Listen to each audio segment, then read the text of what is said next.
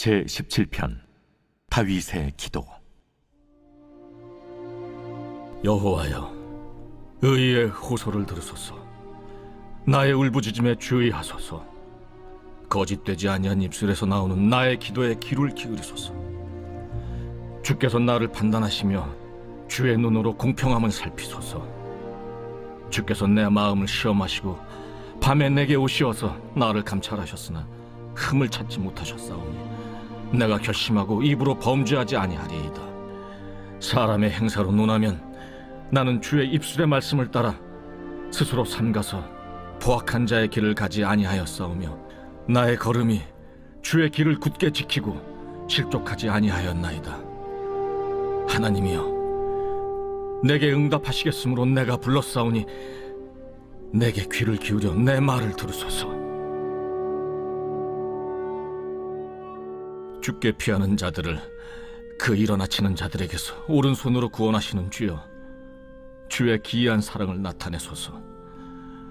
나를 눈동자같이 지키시고 주의 날개 그늘 아래 감추사 내 앞에서 나를 납치하는 악인들과 나의 목숨을 노리는 원수들에게서 벗어나게 하소서. 그들의 마음은 기름에 잠겼으며 그들의 입은 교만하게 말하나이다. 이제 우리가 걸어가는 것을 그들이 애워싸서 노려보고 땅에 넘어뜨리려 하나이다. 그는 그 움킨 것을 찢으려 하는 사자 같으며 은밀한 것에 엎드린 젊은 사자 같으니이다. 여호와여, 일어나 그를 대항하여 넘어뜨리시고 주의 칼로 악인에게서 나의 영혼을 구원하소서. 여호와여, 이 세상에 살아있는 동안 그들의 분깃을 받은 사람들에게서 주의 손으로 나를 구하소서. 그들은 주의 재물로 배를 채우고 자녀로 만족하고 그들의 남은 산업을 그들의 어린아이들에게 물려주는 자니이다. 나는 의로운 중에 주의 얼굴을 배우리니 깰 때 주의 형상으로 만족하리이다.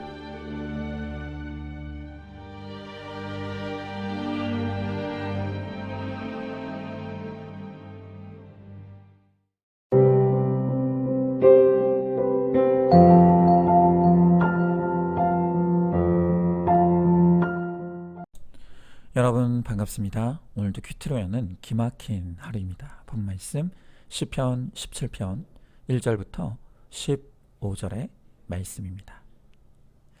자, 오늘 시편을 보면 다윗은 자신의 결백함을 주장합니다. 1절에 보면 자신의 입술은 거짓되지 아니하다 하며, 또 3절에서는 주님도 나의 흠을 찾지 못하셨을 것이다 라고 합니다. 또한 4절에서 포악한 자의 길을 가지 아니하였고, 5절에서는 주의 길을 굳게 지키고 실족하지 아니하였다고 합니다. 여러분, 지금 이 다윗의 고백을 한마디로 하면 하나님, 나는 죄가 없어요 라고 말하는 것입니다. 여러분은 이 다윗의 고백을 어떻게 생각하십니까? 오늘 이 자신의 결백을 주장하는 이 다윗의 고백을 우리가 어떻게 이해하면 좋겠습니까? 제가 이 새벽 큐티 설교를 준비하면서 이 본문으로 설교하시는 어떤 목사님의 설교를 듣게 되었습니다. 그런데 제가 그 설교를 듣다가 정말 깜짝 놀랐습니다. 그 목사님의 설교 내용은 이랬습니다. 봐라, 다윗은 죄를 짓지 않는 사람이었다. 우리도 그리스도인이라면 다윗처럼 죄를 지으면 안 된다. 만약 그리스도인이면서 죄를 짓는다면 그것은 비정상인 것이다. 자, 여러분, 이 목사님의 설교 내용 어떻게 생각하십니까? 정말 다윗은 죄 짓지 않는 사람이었습니까? 오늘 시편에서 나는 하나님께 범죄한 것이 없다고 고백하는 이 다윗의 고백을 우리가 어떻게 이해하고 해석하면 좋겠습니까? 자, 일단 저는요, 다윗이 나는 도무지 죄가 없다고 고백하는 것이 충분히 이해가 갑니다. 왜냐하면 과거에 저도 그렇게 믿었고 고백했기 때문입니다. 저는 제가 가장 의롭고 바르고 착한 사람인 줄 알았습니다. 그래서 어느 날 김양재 목사님의 구속사적인 설교를 듣게 되었을 때 어떤 사건에서도 말씀으로 내 죄만 보라고 하는 그 말씀이 이해가 되질 않았습니다. 아니, 나는 다른 사람에게 잘못한 것이 없는데, 나는 특별한 죄를 지은 것이 없는데 무슨 죄를 보라는 말이냐. 저는 이해가 되지 않았습니다. 여러분들 가운데서도 마찬가지 아닙니까? 말씀으로 내 죄만 보라고 하면 억울해하는 분들이 많습니다. 그러면서 나는 열심히 산 것밖에 없다. 내가 얼마나 바르게 살았는지 아는가. 내가 아니었으면 우리 가정은 이렇게 살지 못했다. 이렇게 말하면서 나는 죄가 없다고 말합니다. 여러분, 그러나 그 모든 것은 내가 100% 죄인이라는 것을 깨닫지 못하는 데서 오는 무지한 고백입니다. 다윗의 지금 이 시도 아직 다윗이 온전한 회개가 이루어지기 전에 고백했던 소위 말하는 설익은 믿음의 고백이라고 말할 수 있는 것입니다. 오늘 다윗은 자신에게는 아무 죄가 없고 자신이 하나님에 대해서 또 남에 대해서 잘못한 것이 없다고 그는 정말 그렇게 믿었습니다. 자신의 의에 대한 굳은 확신과 자신감이 있었던 것입니다. 물론 성경을 보면 그가 겉으로 보기에 남들보다 좀 선하고 또 믿음 좋은 사람으로 살아왔던 것도 사실입니다. 그러나 그동안 다윗이 남들 보기에 괜찮은 모습으로 살아올 수 있었던 것은 그가 의롭기 때문이 아니라 하나님이 한순간도 은혜의 손길을 그에게 놓지 않으셨고 그를 지키고 보호하셨기 때문입니다. 또한 특별히 다윗이 젊은 시절 특별한 죄를 짓지 않은 것처럼 보이는 이유는 사실은 그의 환경이 죄 지을 틈을 주지 않았던 이유도 큽니다. 어릴 때는 목동이 되어서 짐승의 위험에 노출돼 있었고 청소년 때에는 골리앗과의 전쟁에서 투입되어 죽음의 위기도 있었습니다. 또한 성인이 되어서는 한동안 사울의 시기 질투의 대상이 되어서 쫓겨다니며 죽음의 위기를 수차례 겪었습니다. 그래서 다윗이 죄를 짓지 않은 것은 남들보다 더 특별히 의로워서가 아니라 죄 지을 틈이 없고 시간이 없는 그의 환경이 다윗을 지켜준 것이 있었던 것입니다. 하지만 틀림없는 사실은 그럼에도 불구하고 다윗은 100% 죄인이고 그의 내면에는 용광로와 같이 언제든지 폭발할 죄성이 있었다는 것입니다. 그래서 환경이 되고 상황만 갖추어지면 그는 죄를 향해 달려나갈 만반의 준비가 되어 있는 사람이었습니다. 그리고 마침내 그의 내면에 숨어있던 그 죄성이 폭발하여 그가 그토록 자랑하던 모든 의가 완전히 무너져 내리는 사건이 벌어지고 말죠. 그것이 바로 우리가 너무나 잘 아는 다윗과 밧세바의 불륜 사건입니다. 다윗은 이 사건을 통해 그동안 나는 죄가 없다고 주장하던 자기의 의의가 완전히 무너져 내리게 되었던 것입니다. 여러분, 1절에서 다윗은 자신의 입술이 거짓되지 아니하였다고 했습니다. 하지만 그는 이 사건을 통해 범죄를 가리기 위해 수없이 많은 거짓말을 했습니다. 또한 2절에서 자신은 공평하다고 했지만 그는 자신의 힘으로 남의 아내를 빼앗는 불공평함을 행했습니다. 또 3절에서는 입술로 범죄하지 아니했다고 했지만 그는 밧세바의 남편 우리아를 죽이라는 명령을 내림으로써 입술로 범죄했죠. 또한 4절에서는 포악한 자의 길을 가지 아니했다고 했지만 그는 살인의 포악함을 저질렀습니다. 또 마지막 5절에서 그는 주의 길을 굳게 지키고 내가 실족하지 아니하였다고 했지만 그는 죄의 자리에 완전히 엎어져서 실족하고 말았습니다. 이렇게 다윗은 이 사건을 통해 자신이 그토록 자랑하던 의의가 완전히 무너져 내리는 것을 직면했습니다. 그리고 자신이 날 때부터 죄악 가운데 출생한 100% 죄인이라는 것을 마침내 깨닫게 된 것입니다.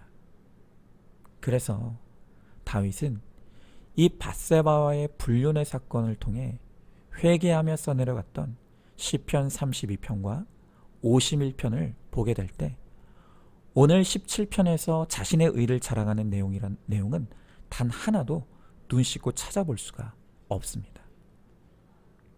시편 32편에서 다윗은 내 허물을 주께 자목했고 내 죄를 아뢰었으며 내 죄악을 숨기지 아니했다 라고 고백합니다.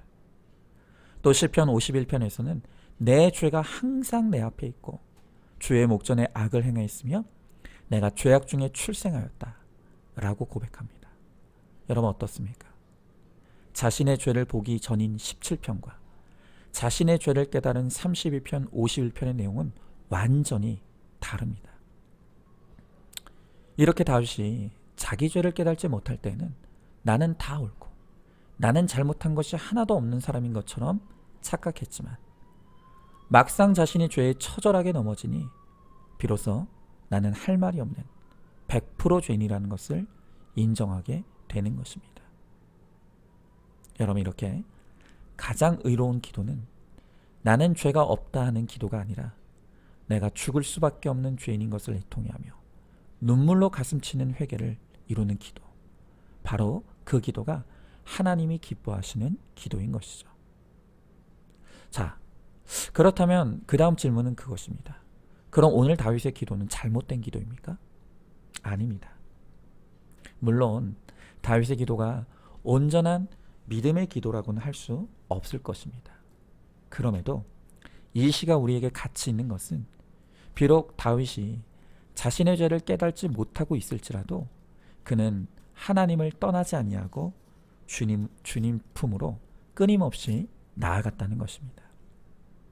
또한 자신의 죄를 지적하는 선지자들을 죽였던 사울과는 달리 다윗은 영적으로 깨어 있었기 때문에 자신을 위해 외쳐줄 나단 선지자를 곁에 두면서 공동체에도 잘 붙어 있었습니다. 이렇게 다윗이 하나님을 떠나지 아니하고 공동체에 잘 붙어 있으니 결국 때가 되어 온전한 회개의 자리로 나아갈 수 있게 된 것입니다. 여러분 우리도 마찬가지입니다. 지금은 내 죄가 깨달아지지 않고 내 죄가 보이지 않아 회개가 안 될 수도 있습니다. 그러나 그럼에도 불구하고 말씀과 공동체에 붙어만 있으면 됩니다. 그러면 하나님께서 우리를 회개와 죄사함의 은혜의 길로 반드시 인도해 주십니다. 오늘 우리 중에 누가 나는 죄가 없다 할 사람이 있겠습니까? 오히려 나는 죄가 없다고 말하는 그 사람이야말로 하나님을 경록해 하는 죄인입니다. 우리의 힘으로는 죄를 이길 사람이 단 한 사람도 없습니다. 다만 우리가 내 죄에 대해 진실한 회개의 마음으로 나갈 때 하나님이 우리의 죄를 용서해 주시고 하나님께서 우리의 죄를 이길 힘을 은혜로 우리에게 주시는 하나님이십니다. 그러므로 오늘도 여전한 방식의 예배와 목자 또 날마다의 큐티를 통해 내 죄를 보고 회개하며 또 회개에 합당한 적용과 순종을 이루므로 주님의 은혜로 거룩을 향해 나아가는 저와 여러분 우리 모두가 될 수 있기를 간절히 소망합니다. 자, 한번 질문해 봅니다. 나는 억울하다, 죄가 없다 하지 않습니까? 죄 안 짓는 것이 거룩이 아니라 갈수록 내 죄의 중대함을 깨달아 애통함으로 회개하는 것이 바로 진정한 거룩임을 알고 있습니까? 내 죄를 지적하는 구속사의 말씀이 듣기 싫어 귀를 막고 있진 않습니까? 말씀과 공동체에 붙어가는 것이 죄를 이기고 거룩을 이루는 최고의 비결임을 믿으시기 바랍니다. 자, 오늘도 1월 26일 보석상자입니다. 우리의 문제는 부족함이 아니라 만족하지 못하는 데 있습니다. 아멘. 우리 함께 기도하겠습니다. 하나님, 오늘 주님은 말씀을 통해 진정한 거룩은 나는 죄가 없다고 말하는 것이 아니라 내가 죄악 가운데 출생한 100% 죄인인 것을 인정하기에 내 죄악됨을 애통해하며 가슴치며 회개하는 것이 바로 그것이 진정한 거룩이라고 말씀하십니다. 주님, 이제 우리들에게 이 귀한 복음을 듣게 하셨사오니 날마다 하나님의 말씀 앞에서 오로지 내 죄만 보게 하시고 오로지 내 죄만 회개하게 하심으로 우리가 거룩한 주의 백성으로 서게 하시고, 그래서 우리의 삶을 통해 하나님을 기쁘시게 하며 또한 또 다른 죄인을 불러 회개의 자리로 이끌어 구원에 이르게 하는 사명 감당하는 우리가 될 수 있도록 주님 함께하여 주시옵소서. 믿사오며 사랑에 많으신 우리 예수님 이름 받들어 기도드리옵나이다. 아멘. 오늘도 큐티로 기막힌 하루를 살아내는 하늘가족 공동체 우리 모든 성도님 되시기를 주님의 이름으로 축복합니다.